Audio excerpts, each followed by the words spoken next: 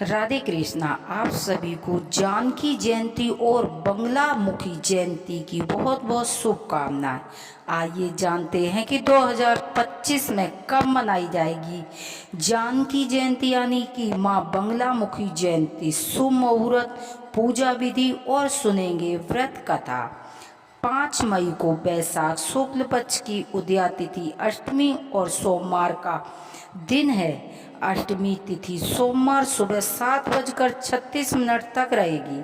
उसके बाद नवमी तिथि लग जाएगी। 5 मई को रात 12:20 तक बुध योग रहेगा। साथ ही सोमवार दोपहर 2:01 तक अश्लेषा नक्षत्र रहेगा। 5 मई को जानकी जयंती मनाई जाएगी। इसके अलावा 5 मई को श्री बंगलामुखी जयंती भी है। आइए जानते हैं माँ बंगलामुखी की पूजा विधि। देवी बंगलामुखी को पीला रंग बहुत ही प्रिय है। ऐसे में देवी बंगलामुखी जयंती के दिन सुबह स्नान करने के बाद पीले रंग के वस्त्र धारण करें। जिस स्थान पर पूजा करनी है वहां गंगा जल छिड़कें और उसे शुद्ध करें। इसके अलावा एक चौकी पर रखकर माँ बंगलामुखी की मूर्ति या तस्वीर स्थापित करें। हाथ में पीले चावल, हल्दी, पीले फूल और दक्षिणा लेकर माता बंगलामुखी का व्रत का संकल्प करें।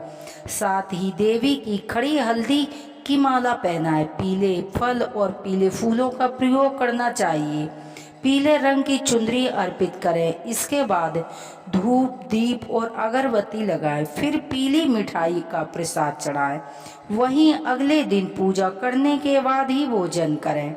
साथ ही इस मंत्र का 108 बार जाप करें। ओम बंगलामुखी देव्य ह्रीम ह्रीम क्लीम शत्रुनाशकुरु। इस मंत्र को माँ बंगलामुखी का शत्रुनाशक मंत्र कहा जाता है।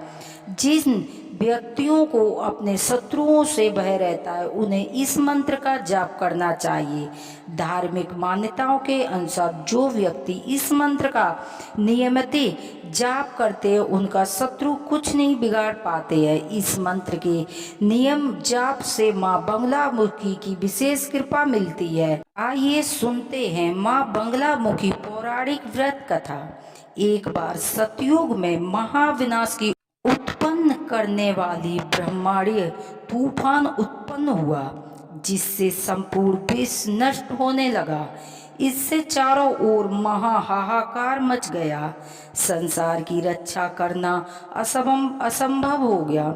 यह तूफान सब कुछ नष्ट भ्रष्ट करता हुआ आगे बढ़ने जा रहा था, जिसे देख कर भगवान विष्णु जी चिंतित हो गए। इस समस्या का कोई हल न पाकर वह भगवान शिव को स्मरण करने लगे। तब भगवान शिव ने कहा, शक्ति रूप के अतिरिक्त अन्य कोई इस विनाश को नहीं रोक सकता।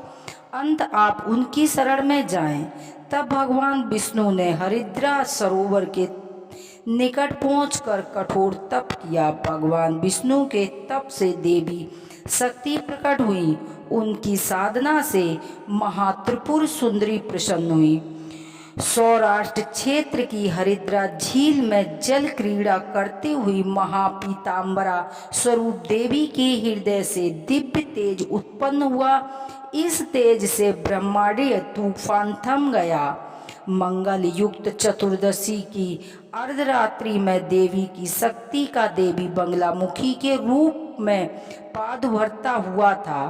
त्रिलोक्य स्तंभिनी महाविद्या भगवती माँ बंगलामुखी ने प्रसन्न होकर भगवान विष्णु जी को इच्छित वर दिया और तब से सृष्टि का विनाश रुक गया।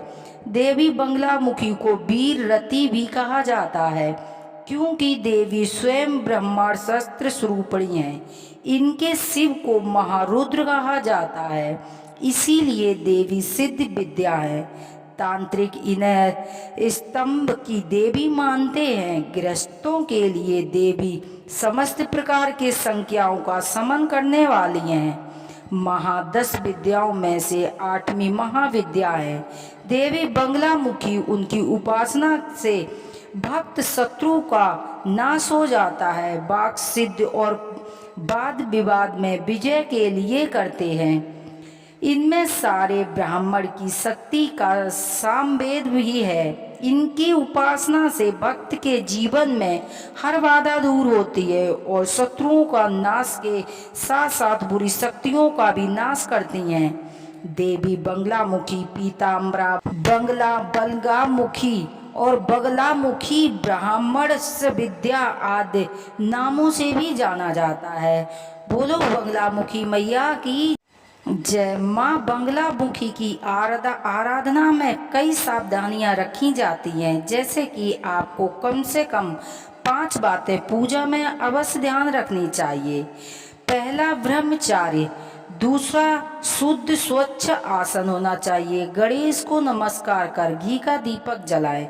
ध्यान और शुद्ध मंत्रों का उच्चारण करें। पीले वस्त्र पहनना चाहिए। पीली हल्दी की माला पर माँ बंगलामुखी का जाप करना चाहिए। तिल और चावल में दूध मिलाकर माँ का हवन करने से श्रीफल की प्राप्ति होती है और दरिद्रता का नाश होता है। गूगल और तिल से हवन करने से कारागार से मुक्ति मिलती है। अगर वशीकरण करना हो तो उत्तर की ओर मुख करके और धन प्राप्ति के लिए पश्चिम की ओर मुख करके हवन करना चाहिए। शहद, चीनी, दुर्वा, गुरूच और दहन के लावा से हवन करने से समस्त रोगों को शांत हो जाते हैं। तो इस तरह पूजा हवन करके माँ को प्रसन्न करें और अपनी विशेष कामनाओं को पूर्ण करें। फिर से आप सभी माँ बंगलामुखी जयंती की हार्दिक शुभकामनाएं। हर हर महादेव की जय। बोलो मैया पार्वती की जय।